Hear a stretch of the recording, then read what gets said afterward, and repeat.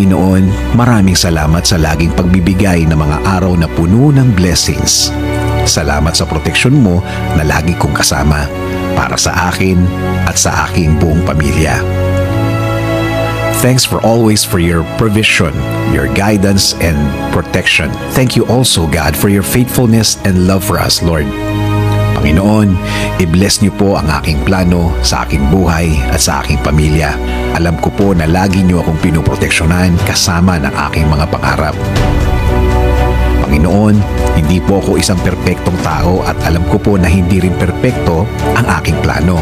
Pero kayo na po ang bahalang mag-ayos ng mga mangyayari.